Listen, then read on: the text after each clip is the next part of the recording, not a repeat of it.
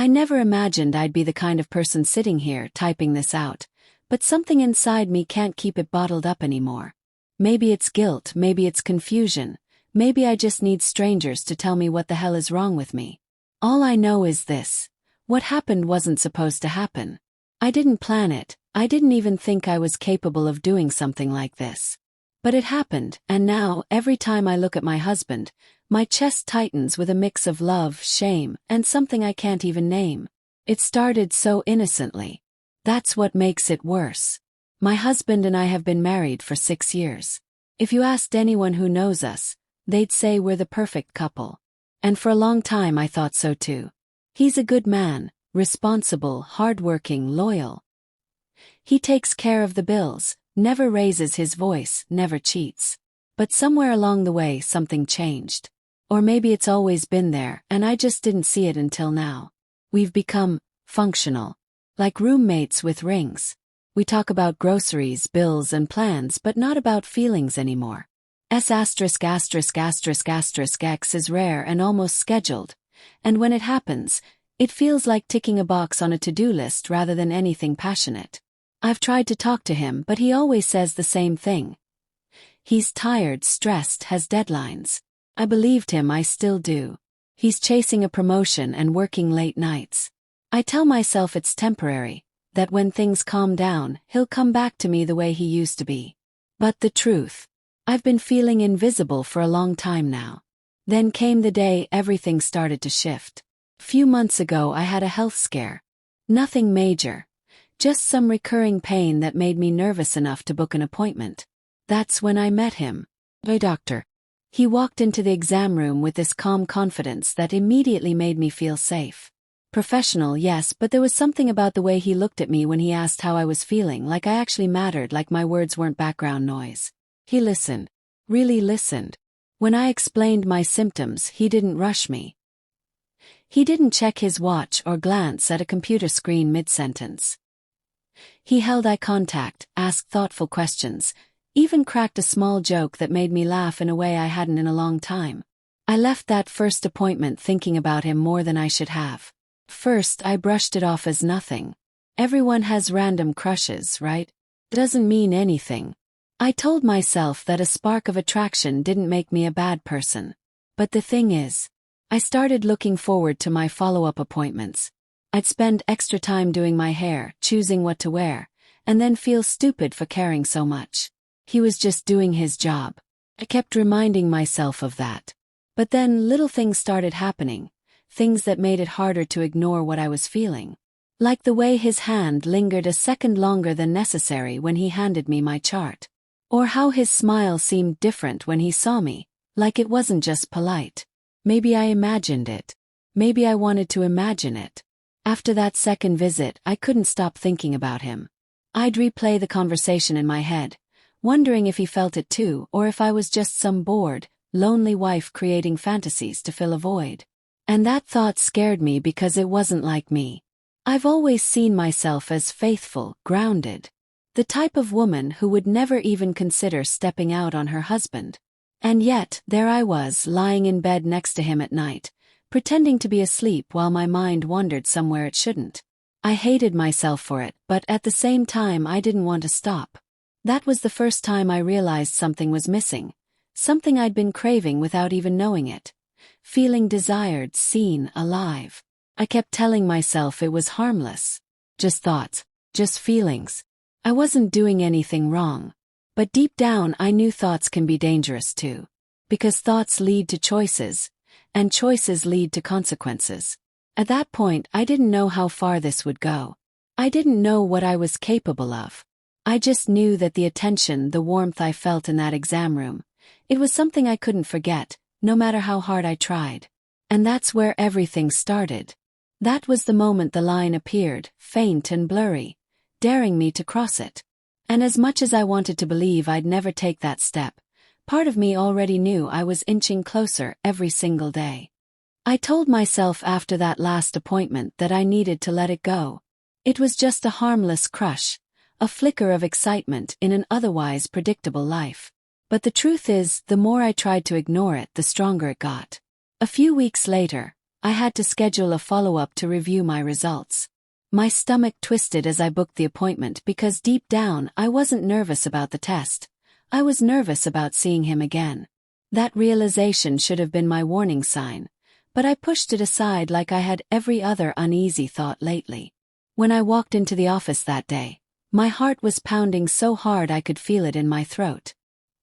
He greeted me with that same warm smile, that same steady voice, and for a moment I forgot why I was there at all. He asked how I'd been feeling, and instead of giving some quick, polite answer, I found myself opening up in a way I didn't expect. Not about my body but about my life. I mentioned how stressful things had been lately, how my husband was always busy, how I sometimes felt like I was fading into the background. He didn't interrupt. He didn't make me feel silly for saying it out loud. He just listened like every word mattered. That was the first time I realized how much I'd been craving that, being heard. When he responded, it wasn't just professional reassurance. It was personal. He said something like, "You deserve to take care of yourself, not just for your health but for your happiness too." And I felt it in my chest like a switch being flipped. Nobody had said something like that to me in years. I left that appointment smiling, but not for the reasons I should have. A few days later, I got a message from the clinic confirming another appointment. But what caught my eye wasn't the automated message. It was the one that came after. It was from him. Just a simple, "Hope you're feeling better." Totally harmless on the surface. But it didn't feel harmless. I stared at my phone for a long time before typing back, "Thanks, I am." I should have stopped there. I didn't. I added, "That means a lot." And just like that, a door cracked open that I knew should have stayed shut. What started as polite check-ins turned into real conversations. Little by little, the tone shifted. We weren't talking about symptoms anymore. We were talking about music, favorite books, stupid childhood memories. He'd say something funny, and I'd catch myself laughing quietly so my husband wouldn't hear from the other room. I kept telling myself it wasn't wrong because nothing physical was happening.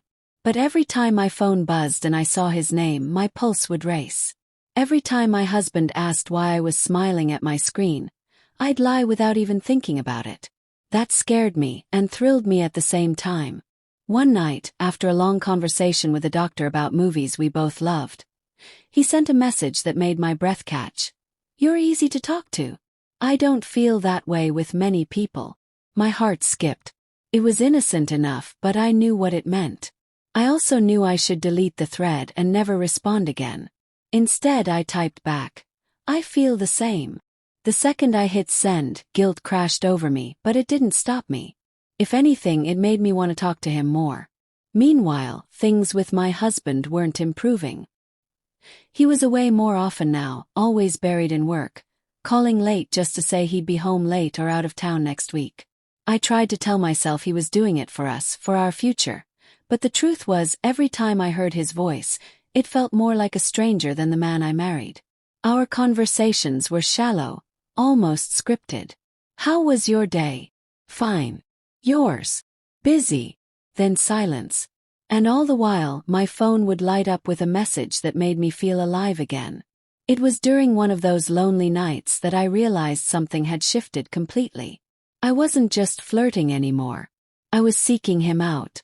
I was waiting for his texts, counting hours between replies, feeling a rush every time he said something kind. And it wasn't just digital anymore. The next time I saw him in person, the air between us felt different. Charged. He brushed his hand against mine when handing me a paper, and I swear it felt like a spark shot through me. It was nothing, just skin against skin for a second, but it left me dizzy. He noticed. I could tell by the way his eyes lingered on mine a moment too long before looking away. That night, I lay in bed next to my husband, staring at the ceiling, my mind a mess. I kept asking myself, "What am I doing?" And then immediately following it up with, "Why can't I stop?" I thought about deleting his number, blocking him, ending this before it went any further.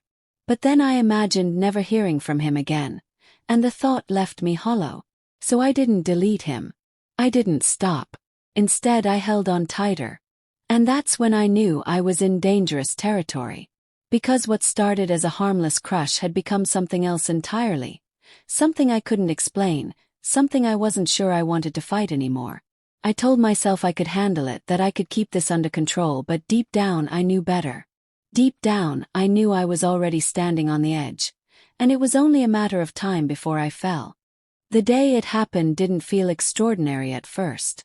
It was just another morning, another stretch of silence in the house after my husband left for the airport. He kissed me on the forehead before leaving, the same way he always does, and said he'd call when he landed. I smiled, told him to be safe, and closed the door behind him. The sound of his car pulling away left the house feeling bigger and emptier than ever. I stood there for a moment, staring at the quiet rooms, wondering why I felt so heavy when my life should feel full. Later that day I had an appointment. A simple follow-up, nothing urgent. That's what I told myself as I got ready, even though deep down, I knew this wasn't about blood pressure or checkups anymore. It was about him. About the way his voice had been lingering in my head for weeks. The way every message from him left me feeling something I hadn't felt in years. Wanted. I hated myself for how much effort I put into looking good that day, but I didn't stop. I told myself it was harmless, but it didn't feel harmless anymore. The moment I walked into his office, I knew something was different. Or maybe I was the one who was different. My heart was pounding, my palms sweaty, and when he smiled at me, everything else blurred out. We talked, but I barely heard a word because all I could focus on was the tension. Thick, unspoken, pulling us closer with every second. When he asked how I'd been feeling, I almost laughed because the truth was too messy to say out loud. Instead I said, better, even though my chest was a storm. We went through the usual motions, but nothing about it felt usual anymore. Every glance lasted a beat too long. Every brush of his fingers against my skin burned in ways I couldn't ignore. And then it happened. That moment when the air changes, when silence becomes louder than words.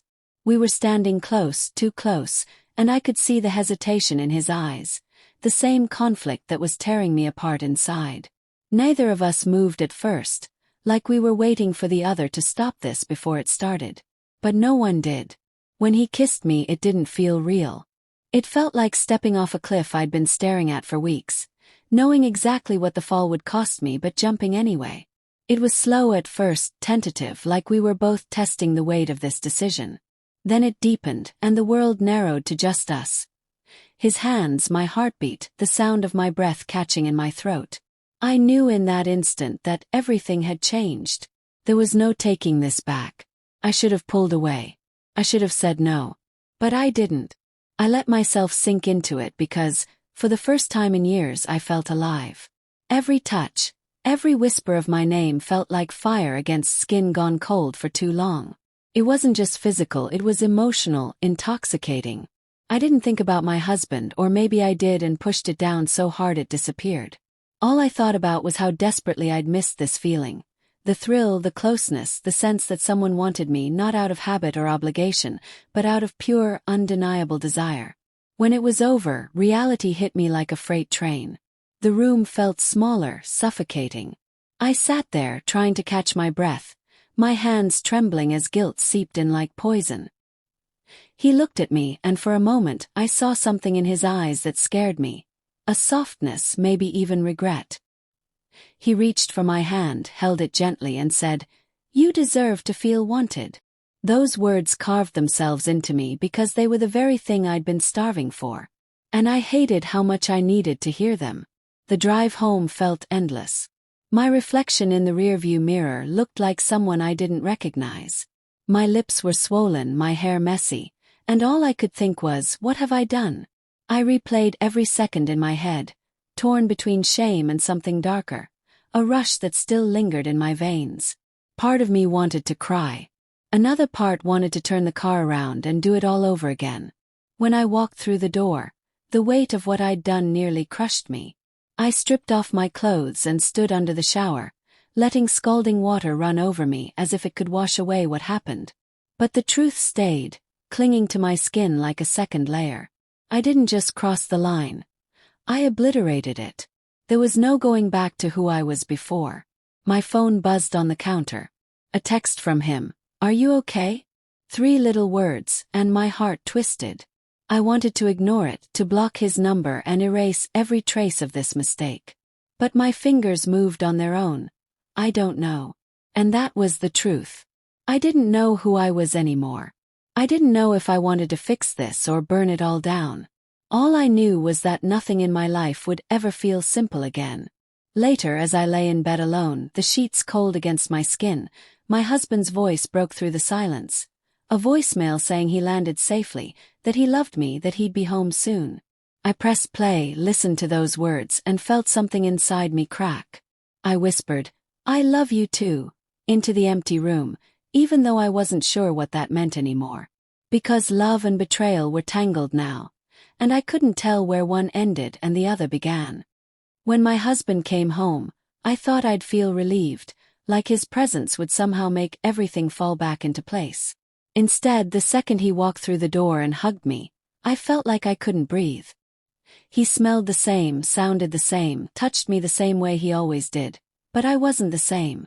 I smiled, I kissed him, I asked about his trip like nothing had happened, but inside I was splintering. Every word out of his mouth felt heavier because now I had a secret lodged between us like a knife. He sat on the couch, talking about meetings and late dinners and how exhausted he was, and I nodded like a dutiful wife. But in my head, all I could hear was my heartbeat and the echo of what I'd done. I wanted to tell him. God, I wanted to blurt it out just to rip off the bandage, to stop feeling like a fraud every time I looked at him. But the moment I pictured his face breaking, the hurt in his eyes, I swallowed it down. Confessing wouldn't fix this. It would destroy everything. So I lied by omission again and again, while he told me how much he'd missed me. That night, lying next to him in bed, guilt pressed down on me like a weight I couldn't shake. He curled up against me, his hand resting on my hip like it had so many nights before, and I had to bite the inside of my cheek to stop from crying. I wanted to rewind time, undo everything, but at the same time, part of me didn't want to erase it. That's what scared me the most. Because as much as the guilt burned, the memory of how alive I felt with the doctor burned just as fiercely. I hated that I wanted both things at once, the safety of my marriage and the thrill of what happened. I told myself I'd end it, that it was a one-time mistake I'd never repeat. The next morning I deleted his number, deleted the messages, convinced myself it was over. For a few hours I felt like I had control again. But then the phone buzzed. A new message from an unknown number. "I can't stop thinking about you." My stomach twisted. I stared at the screen for what felt like forever, every rational thought screaming at me to ignore it. But my fingers moved before my brain caught up. I can't stop either. That reply shattered whatever illusion of control I had left. Because it wasn't over. It wasn't even close. Every day after that, it got harder to keep the two parts of my life separate. The wife I was supposed to be and the woman I was becoming in secret. I'd be making dinner with my husband while replaying something the doctor said earlier that day. I'd smile across the table while my phone lit up with messages that made my pulse race. It was like living two lives, and the worst part was, I didn't know which one felt more real anymore. The more time passed, the more I realized this wasn't just about attraction. It was about everything I'd been missing for years. Connection, attention, feeling like I mattered. I loved my husband, or at least I thought I did, but somewhere along the way, our love became background noise. Comfortable, predictable, safe, but empty in ways I never admitted to myself until now. And the doctor. He filled every hollow space I'd been ignoring. He made me feel seen, like I was more than someone's wife or someone's responsibility. He made me feel like a woman again. And once you've tasted that after starving for so long, going back feels impossible. But every high came with a crash. Every time I laughed at a text, I'd picture my husband finding out and my stomach would drop. Every time I looked at him and saw how much he trusted me, I felt like the worst person alive. It's a strange kind of hell, wanting two opposing things so badly that either choice feels like losing a piece of yourself. Stay and keep the secret. I'll drown in guilt. Leave and destroy the man who's never stopped loving me. I'll drown in shame. Either way I lose. That's why I'm writing this. Because I don't know who I am anymore. I don't know what the right thing is, or if there even is a right thing. I keep asking myself if one mistake defines me forever, if I'm a monster for craving something more when I already have so much. I scroll through Reddit looking for stories like mine, hoping someone has the answer I can't find on my own. Do I confess and risk obliterating everything? Do I end it and live with the what-ifs clawing at me? Or do I keep walking this tightrope until it snaps beneath me? I never thought I'd be that person, the cheater, the liar, the wife with a secret life. But here I am, typing this out while my husband sleeps in the next room, completely unaware that the woman he kissed goodnight is a stranger now. I wish I could say I regret it enough to undo it, but the truth? Part of me would do it again. And that's the part one hate the most. If you were me, what would you do? 'Cause I honestly have no idea anymore.